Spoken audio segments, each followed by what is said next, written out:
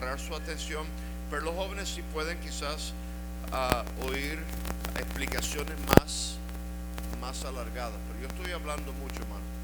Está pendiente completar esta pregunta y la pregunta, hermano. No hagan otra pregunta mientras tanto no contestamos estas dos preguntas, hermano.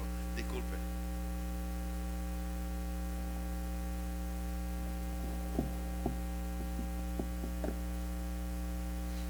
No, creo que estamos claros en que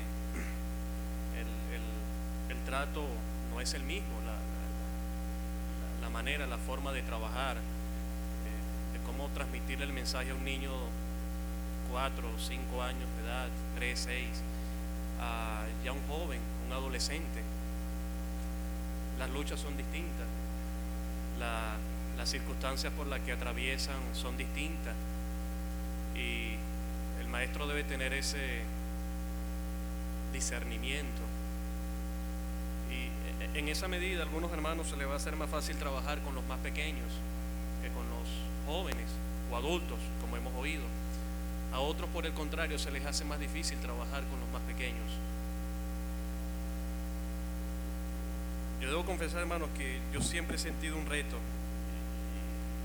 y es un tremendo trabajo, una labor, trabajar con los más pequeños, captar la atención de los más pequeñitos. Ellos son sinceros. Ellos no son como los adultos o los jóvenes que si uno está dando la clase, el hermano está dando la clase y si hubo la preparación, si no la hubo, si está captando la atención o no, pareciera que hay atención. Pero con los chiquiticos no va a pasar eso. Ellos si el maestro no captó la atención, esos van a estar, bueno, saltando, gritando, hablando, y lo menos que van a estar haciendo es prestando atención. Yo conozco el caso de una hermana, no sé, quizá más de 20, 25 años dando clase. Ella hasta el sol de hoy dice que no tiene gracia para trabajar con los niños y que llegó a esa obra por necesidad en su momento. Una sola vez yo entré a la clase de esa hermana y cuando entré ella estaba tirada en el piso, haciendo los gestos del personaje que estaba transmitiendo, y entre niños entre 3 a 5 años, y nunca se me olvida esa imagen en la cabeza. Los niños estaban asombrados. Entonces es un trabajo aún mayor, pues. Pero sin duda alguna, hermanos, que no, la forma de trabajar va a ser siempre muy distinta, pues trabajar, y por eso es que se tiene la sana costumbre, porque se ha notado en el pasado, de tener por lo menos unas 3 clases de acuerdo a su edad. Están los más pequeñitos, hay como una edad intermedia, y luego hay otros jóvenes, en su mayoría de 12 años en adelante, ya con los adultos y aún ancianos que puedan venir. Hablarle a un joven como se le habla a un niño, el joven se va a fastidiar. Algunas veces va a sentir, oye, pero el maestro cree que yo soy un niñito, una niñita. El lenguaje que empleamos, las palabras, el término. Entonces, creo que en eso estamos claros la mayoría, pues. El hermano Carlos comentaba, había una pregunta pendiente a la de la edad.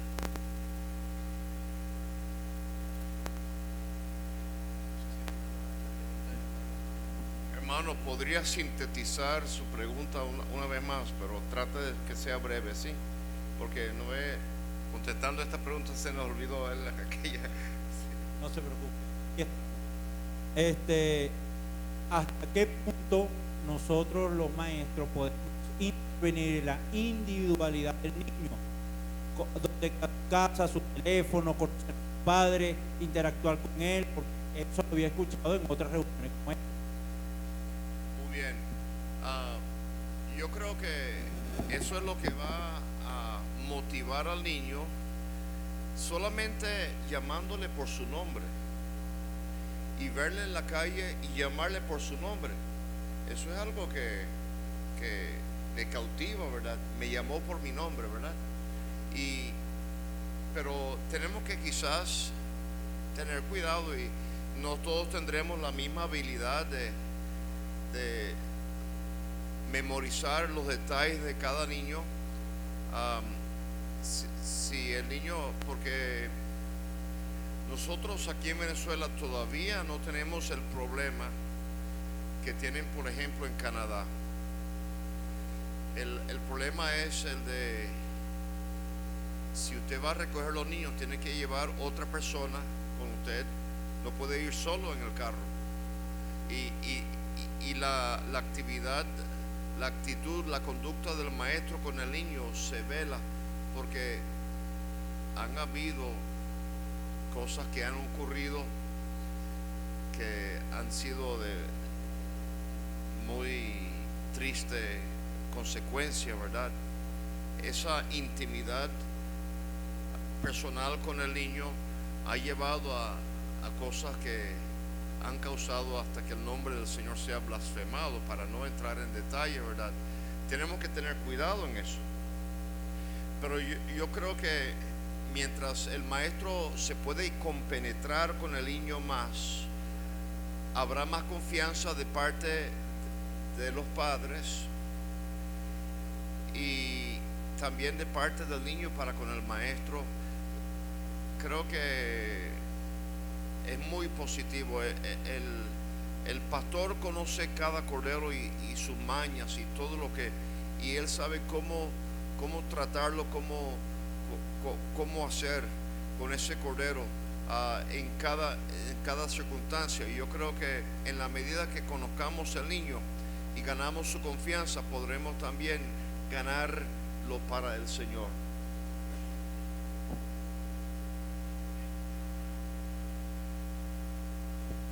Dentro de ese mismo aspecto de los jóvenes y de los adolescentes, quisiéramos oír sanos consejos, ya que en esta edad ellos tienden a confundir los afectos. Entonces, ¿cuál es el consejo, sobre todo cuando se trabaja con el mismo sexo? Me refiero al maestro de los jóvenes y la maestra a los jóvenes, y no mixto o invertido. ¿Me entiende, hermano? El consejo más sano por la palabra de Dios para evitar posteriores cosas que pudieran blasfemar el nombre del Señor.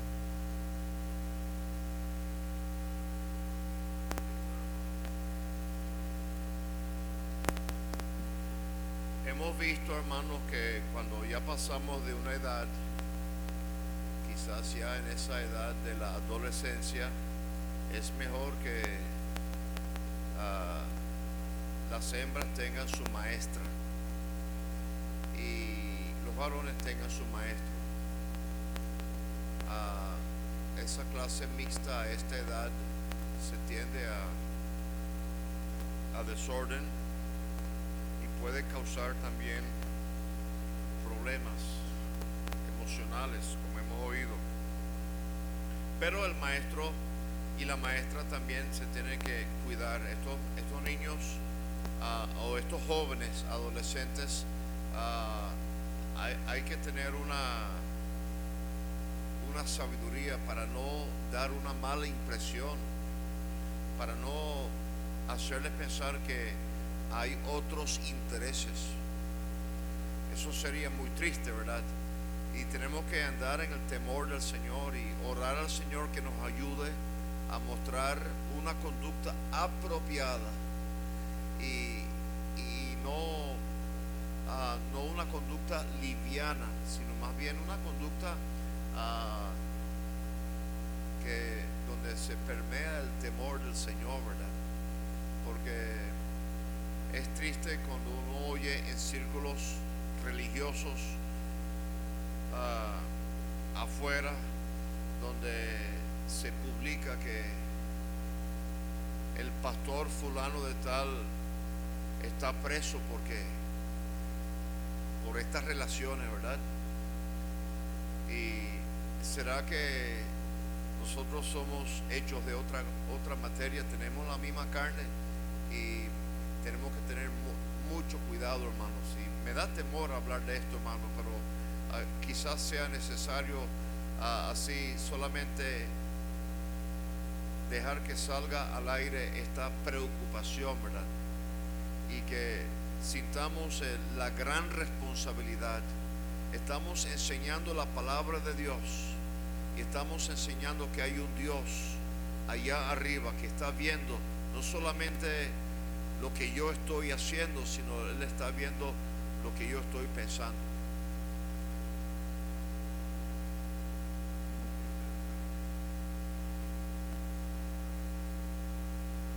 Oyendo el ejemplo que dijeron de nuestra hermana Fanny Good, nosotros tuvimos oportunidad de conocerla en Puerto Cabello, en el hogar, ya en sus últimos días.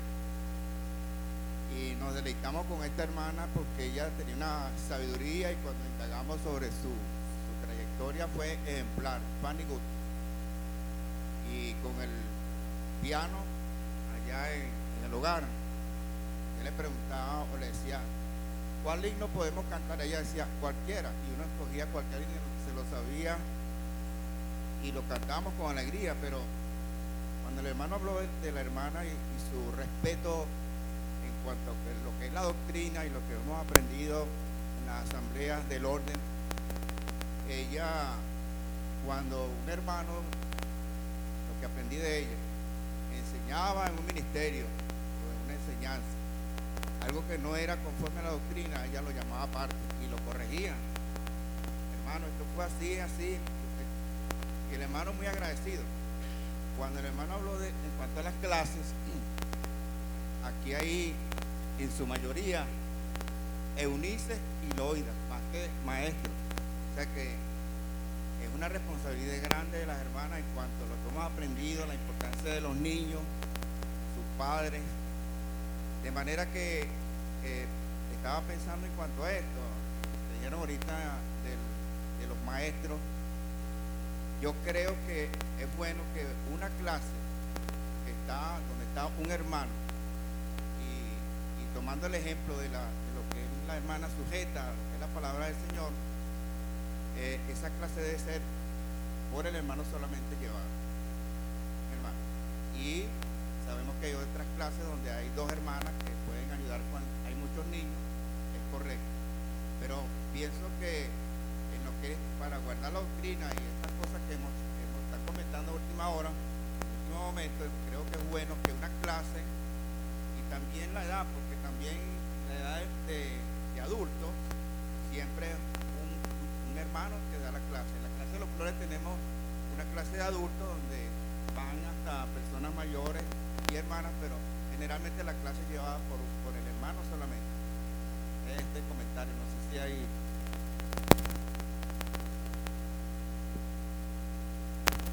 Hay una pregunta. Bueno, yo iba a decir algo rápido. Algunos hermanos me han preguntado sobre esto, pero al final de la reunión pienso decir un poquito. Aquí se hizo un taller sobre la prevención del abuso infantil aquí en la asamblea. Se invitaron hermanos, pero una de las cosas que se trató allí no solamente prevenir al niño, sino que prevenir a los niños también de que no se conviertan en abusadores. El mismo maestro debe tener cuidado en su trato, como dice la Escritura, con toda pureza a la jovencita, con toda pureza como hermana.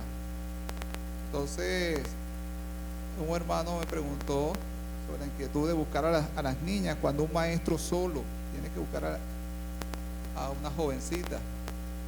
Entonces es bueno que vaya acompañado. Bueno, a veces las obras son muy pocos, pero si va acompañado es mejor. Entonces yo voy a hacer una pregunta, y esta pregunta que me pasaron: ¿qué hacer, hablando precisamente de las jovencitas, cuando vienen vestidas de una forma indecente, con chorcitos y ya tienen cuerpecitos? ¿Qué debe hacer la maestra y los hermanos que están al frente de la obra?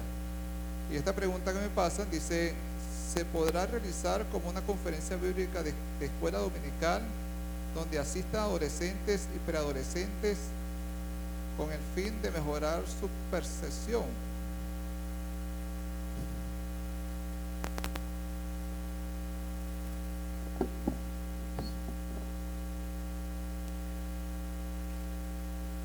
Bueno, la sabiduría en cuanto a su primera pregunta, hermano, es algo muy importante. Y esta joven que viene de esta forma, quizás con vestidos muy escotados, ¿verdad? A la clase, que podría quizás ser provocativo, ¿verdad? A los demás, la maestra debería hablar con ella aparte y decirle que si no tiene algo más adecuado, ¿verdad? Tiene que escoger también las palabras bien para venir, porque estamos en la presencia del Señor y necesitamos mostrar más reverencia, pues. Y la maestra va a saber comunicar el mensaje con esa. Pero ¿qué pasará si esa niña dice, pero no tengo nada más? Bueno, yo le voy a prestar un vestido o algo así. Yo le voy a ayudar en algo.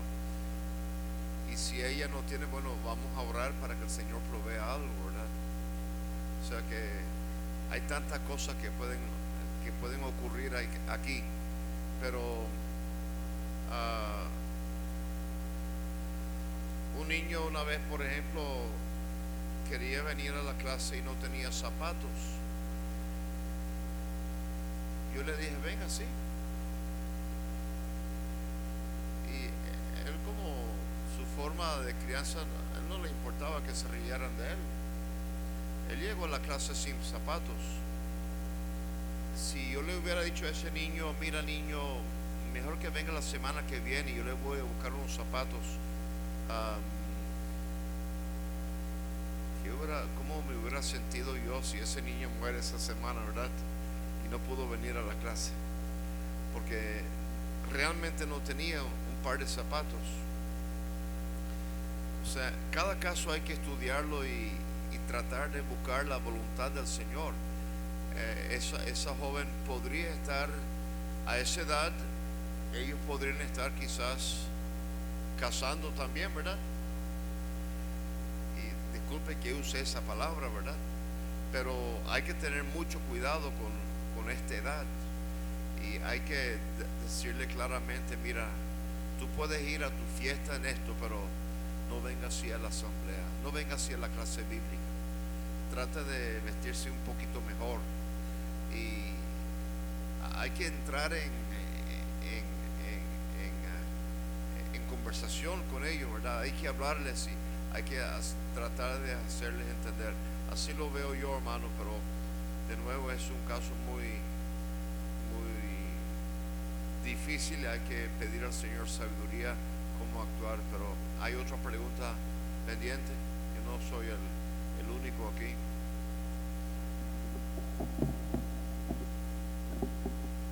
¿Cómo piensas en la predicación del Evangelio llegar a una joven inconversa y no llegar de repente de la manera más decorosa? En la puerta el portero le regresa en la predicación del Evangelio. Se ha sugerido siempre, se recibe esa persona. Hay que tener sabiduría en dónde se va a sentar. El portero no la va a sentar a la joven en el primer banco en la predicación. De repente sentarle en un lugar donde ayude a compensar el banco, la silla, lo que su ropa que ha traído no compensa. Creo que ese principio se puede aplicar a la clase bíblica, donde sentarla.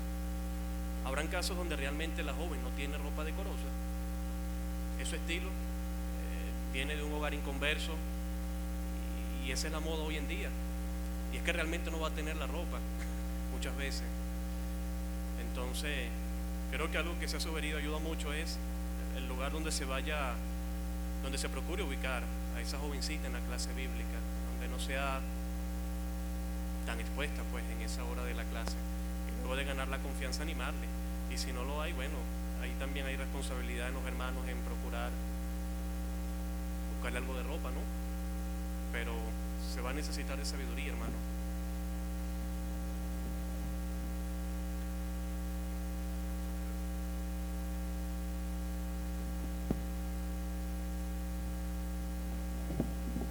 Sí.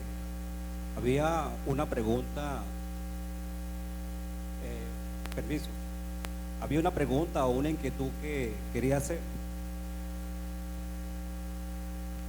en cuanto, revisando la primera epístola de Timoteo, hay unos requisitos para el obispo y otros requisitos para los diáconos. Y vemos que hay una lista en ambos, para el obispo y para los diáconos, de los cuales tienen que ellos poseer para ejercer dicha labor o dicho trabajo. Mi pregunta sería si también para el maestro de clase dominical habría unos requisitos. Y pensando en esto, también estaba en la epístola de los Efesios, en el capítulo 4, 11, más bien empezando desde el 8, donde dice: y dio dones a los hombres. Y el 11 dice: y él mismo constituyó a unos apóstoles, a otros profetas, a otros evangelistas o a otros pastores y maestros. Mi pregunta sería concretamente sobre los requisitos, o si hay que tener para ser maestro el don de maestro, o estar capacitado por el Señor para ejercer este trabajo como es el ser maestro.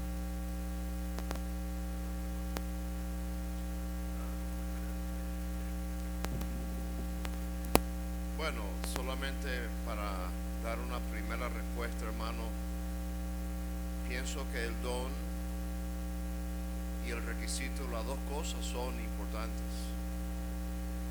porque una persona que tenga un don y no reúna los requisitos no tiene libertad, y posiblemente hay una persona que pueda reunir requisitos pero no tiene el don. Entonces el Señor no le ha dado esa capacidad para desarrollar, para ayudar en ese ámbito.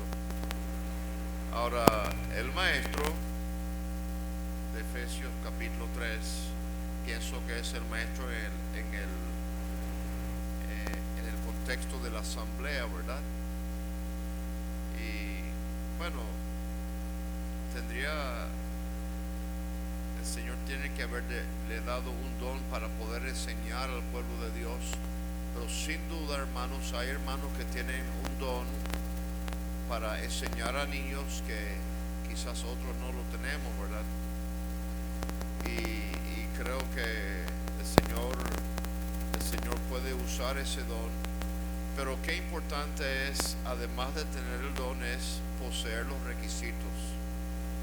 Y creo que Romanos capítulo 2 también viene al caso.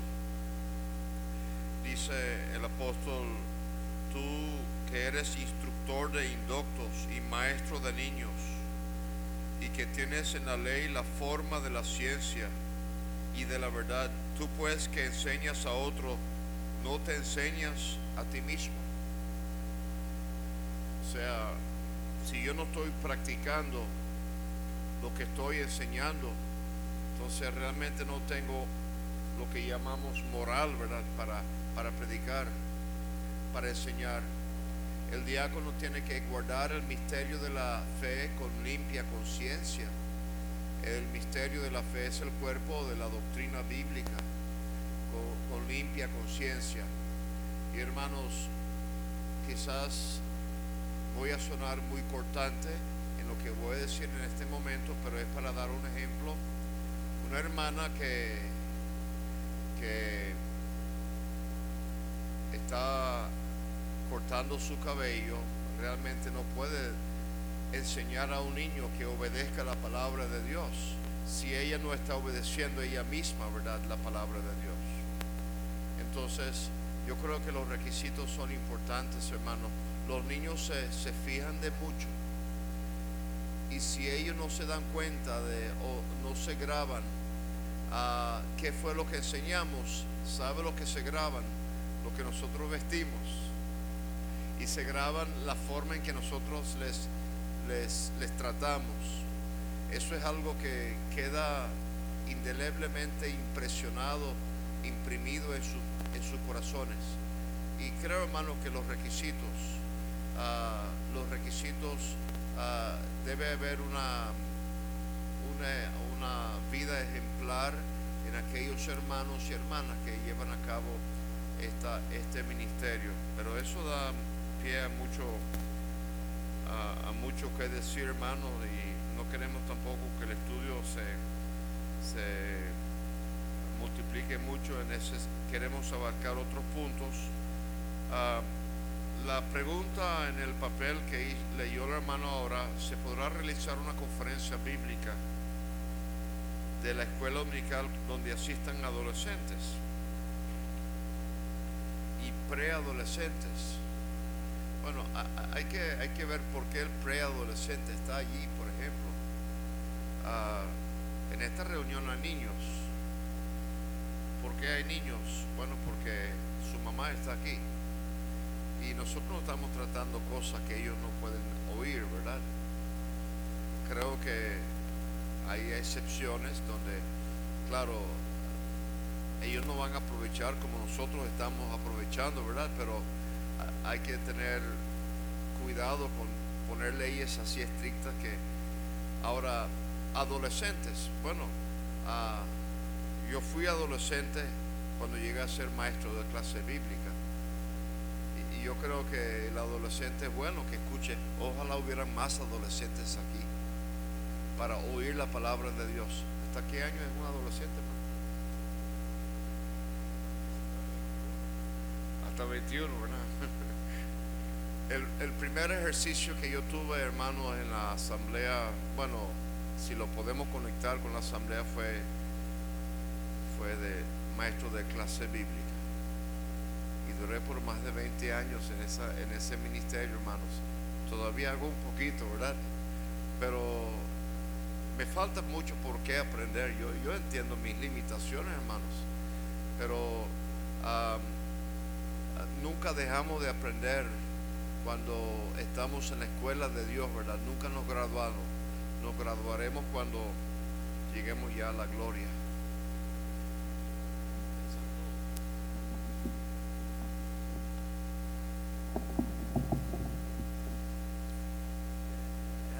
Tenemos que cuidar, hermanos, los términos que empleamos, ¿no? Pensar en una conferencia bíblica de la Asamblea para Jóvenes. Hoy en día tenemos un mundo denominacional y uno escucha culto de damas, reunión de jóvenes, reunión para solteros, para casados.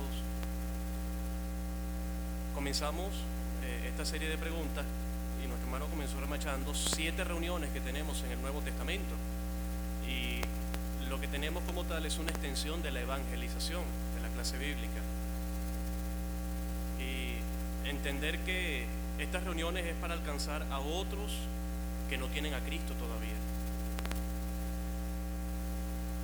Es la manera como lo veo, y quizás algunos estarán de acuerdo, otros no. Pero, por ejemplo, en una asamblea sostener una clase bíblica para adultos, y donde en esos adultos no hayan inconversos, por ejemplo, una clase bíblica para hermanas, y asisten puras hermanas de la asamblea de la clase bíblica, es orientada por una hermana, pero no hay inconversos en esa clase. ¿Qué diferencia hay del culto de damas que se tienen en las denominaciones? Pregunto. Una clase bíblica donde son puros hermanos, ya todos creyentes, sean jóvenes o no, en comunión de la asamblea. Entonces, una clase bíblica para hermanos. Estamos cayendo quizás en la formalidad de algunas otras reuniones de la asamblea que no están.